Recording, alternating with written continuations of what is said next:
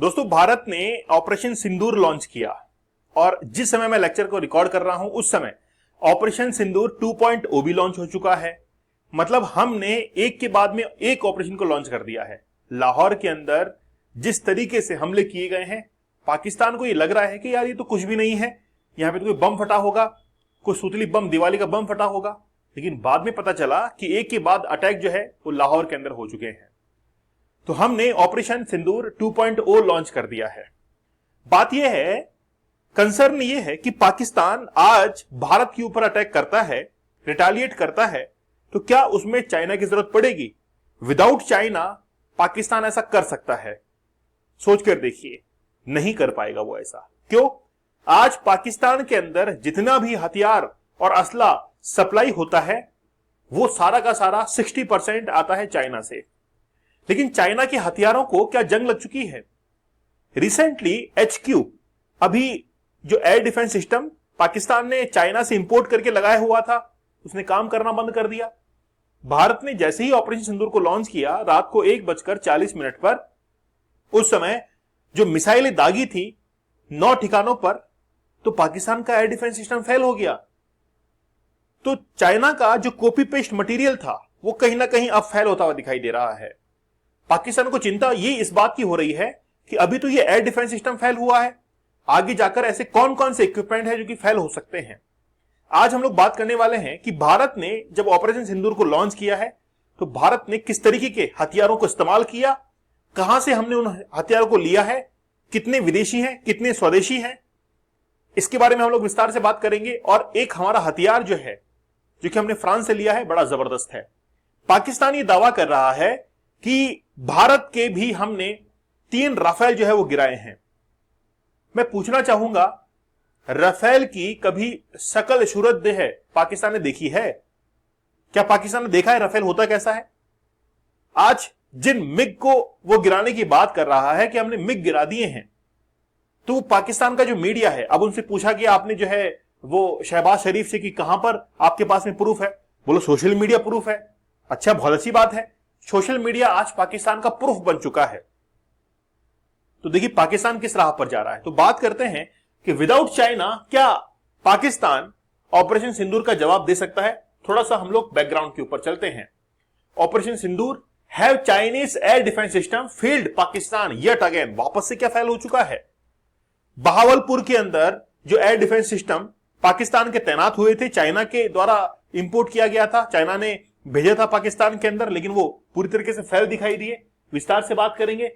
Recently क्या हुआ है, 22 अप्रैल को जो भारत में अटैक हुए, उसके रिटालिएट के अंदर भारत ने पाकिस्तान के 9 ठिकानों पर अटैक किया ऑपरेशन सिंदूर के तहत। और टेरर जो है उनको टारगेट बनाया था, 9 जो साइट्स है उनको, जिसके अंदर जैश ए मोहम्मद, साथ ही में लश्कर ए तैयबा, बहावलपुर जो कि वहां से ऑपरेट हो रहा था, ठीक है ना। जैसे बहावलपुर है जो कि हेडक्वार्टर है किसका? जैश ए मोहम्मद का।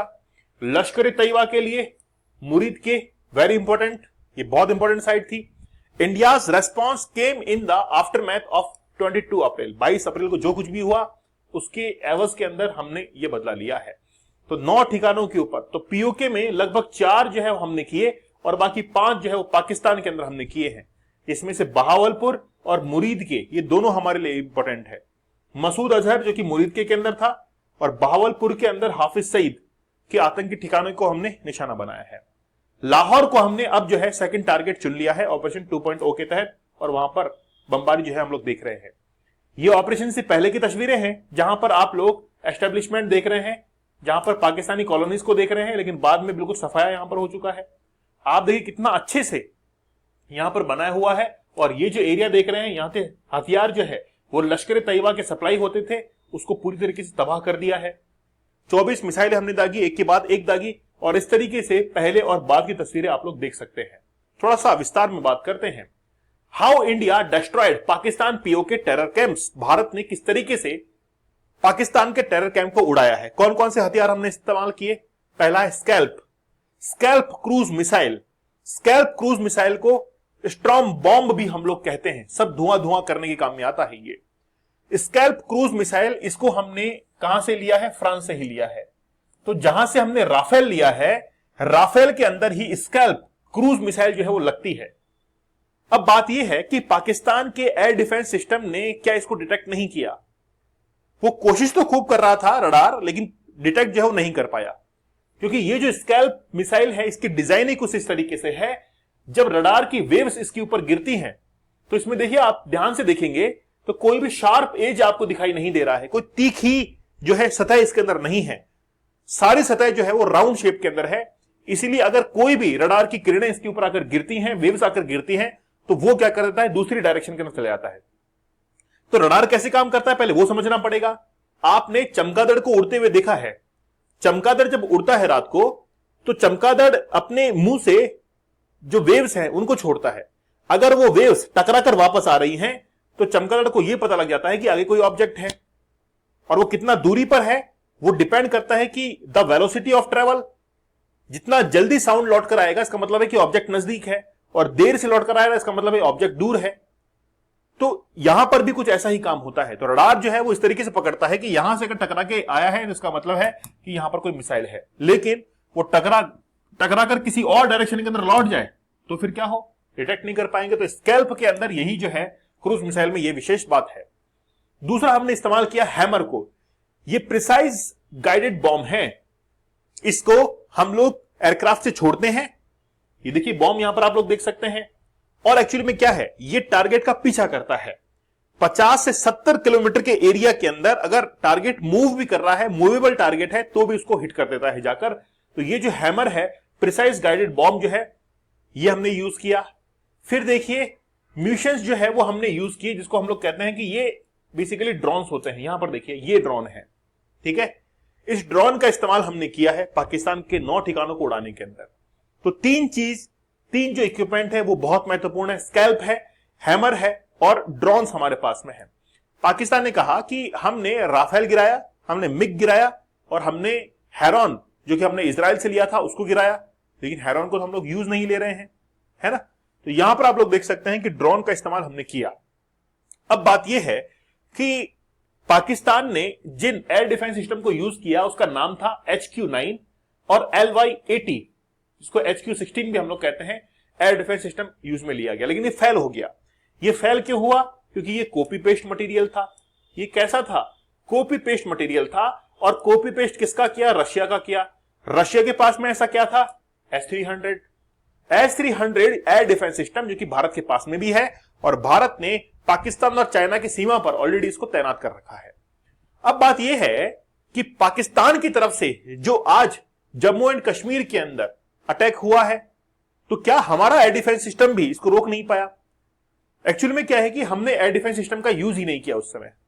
क्यों नहीं किया, क्योंकि वो छोटा सा अटैक था, वो एक छोटा मोटा अटैक था। लेकिन बात यह है कि हमने जब S-400 रशिया से लिया हुआ है, S-300 रशिया से लिया हुआ है, तो S-400 एयर डिफेंस सिस्टम वो काम नहीं कर पाया। क्या हमने उसका यूज नहीं लिया।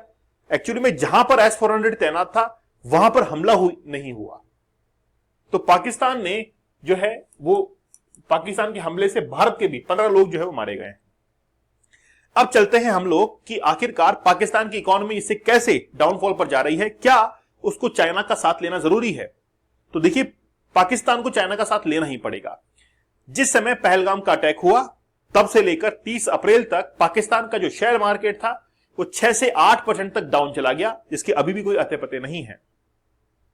अते पते से याद आया, असीम मुनीर की कोई खबर है, कहां पर है असीम मुनीर। खबरों के अंदर एक भी बयान नहीं है, और असीम मुनीर ने पाकिस्तान को छोड़ दिया है अपनी फैमिली के साथ में। आप लोगों को सरप्राइज लगेगा, असीम मुनीर है कहां पर, मुझे कमेंट सेक्शन में बताना।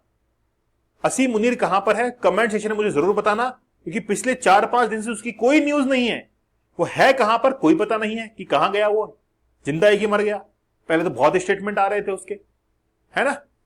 तो पाकिस्तान का जो शेयर मार्केट है वो काफी क्रैश किया, लगभग आप लोग देख सकते हैं कि 8 से 9% पर, और 6% से उसने गिरना शुरू किया था। तो 71,000, ठीक है, 7,100 पॉइंट जो है वो गिरा, और 6% डाउनफॉल आया 23 अप्रैल से लेकर 30 अप्रैल के बीच में।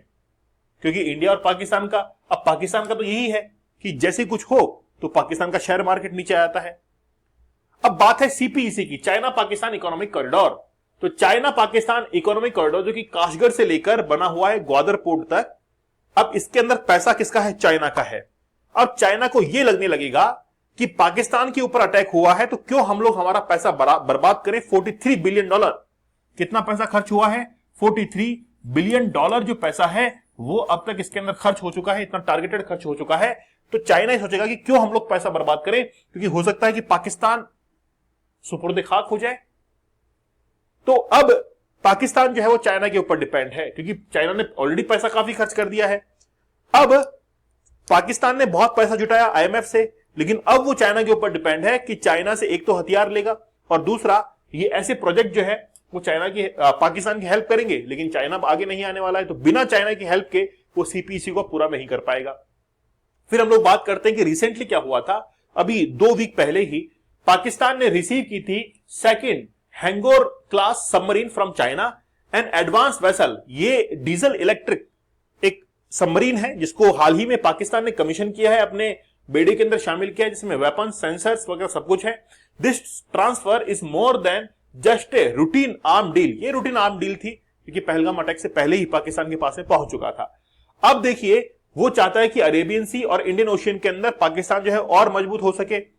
लेकिन अगर कल को मान लो कि चाइना जो है वो पाकिस्तान को एक्सपोर्ट करना बंद कर दे, क्योंकि चाइना जितना भी एक्सपोर्ट करता है हथियारों का, उसका 60% इंपोर्ट तो पाकिस्तान अकेला ही कर लेता है।